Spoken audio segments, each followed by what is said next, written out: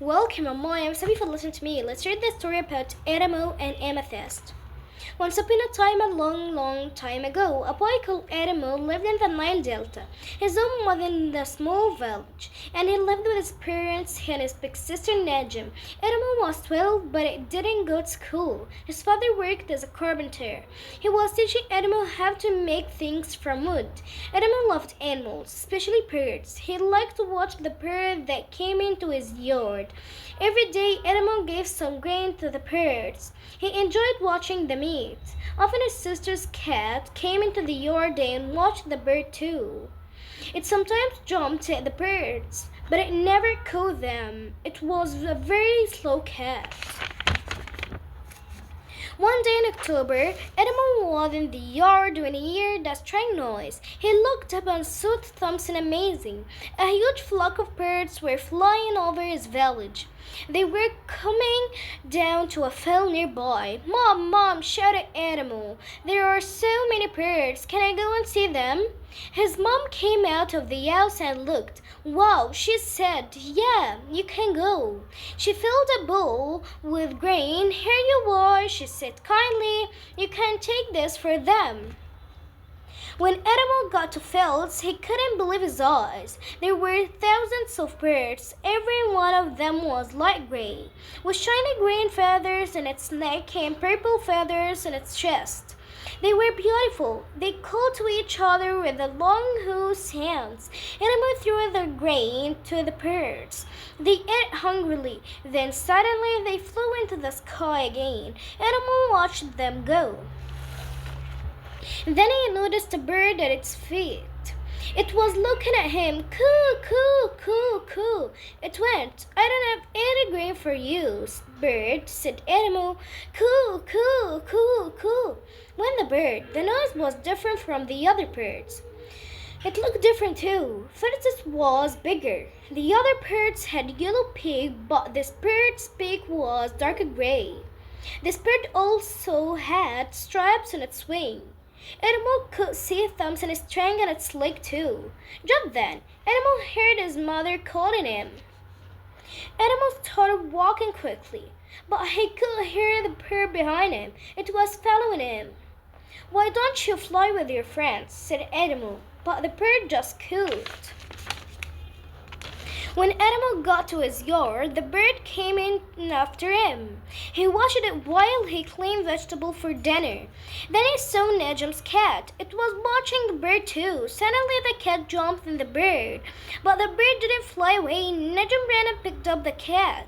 "You should catch rats and snakes, not birds," she said. "What's wrong with that bird?" "It can't fly," said their mother. "If it hurt, maybe," said Adamo. It didn't fly with the other birds. Adamo walked to the bird. When he touched its left wing, it made a quiet sound. "I think its wing is hurt," said Adamo. When Adamo's father came home, Adamo showing him the bird. "It has a hair wing and there is something in its leg." "Poor bird," said his father. "What is that?" He took the object from the bird's leg. It was a very small wooden box. Adamo's father opened it. A piece of papyrus paper was inside it. "It's a message," said Adamo's father. "This bird is a carrier pigeon." "What is a carrier pigeon?" asked Adamo. "It's a bird which carries message," said his father. "Important people in the city keep pigeons. The pigeons learn where they live. Then people take the pigeons to new places. When there is news from that place, they attach the message to the pigeon. It flies home and carries the message. That's why they are called carrier pigeon." "That's very clever," said Adamo. "So what does this message say?" "I don't know," said his father. "I will take it to my friend the scribe." Adamo looked after the pigeon and he made it a high table which the cat couldn't jump into. He gave it water and grain and talked to it. The pigeon could peck happily. Adamo's father went to the city. 3 days later he came home. Did you speak to the scribe? Said Animal. Yes, said his father. The message was for a jewelry merchant in the city, Mr. Akin. I took him the message and he was very happy. It was an order for a lot of gold jewelry from the capital city. It was very important for him. Mr. Akin also wants his pigeon. We'll take it to him next week. Yes, father. Animal said quietly. For the next week, Animal looked after the pigeon. The pigeon started to fly again to have a new pigeon friend. Animal was very happy to have a new pigeon friend.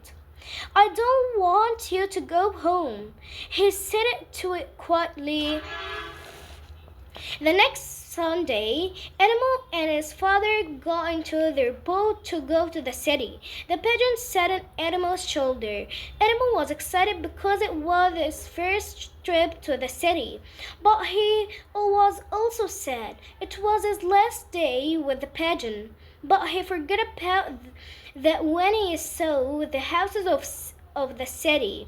There were so many, and some of the houses were very big. Some houses had wide domes with many small holes in the yard or in the roof. What are they? Asked Animal. Those are dovecotes, said Animal's father. Dovecotes are special houses for pigeons. Finally, they arrived at a large house. We're here, Animal's father said. A smiling man came to meet him. He was wearing a lot of jewelry. Animal knew it was the merchant. Welcome to my home, Mr. Akin said. Thank you so much for finding my message. It was from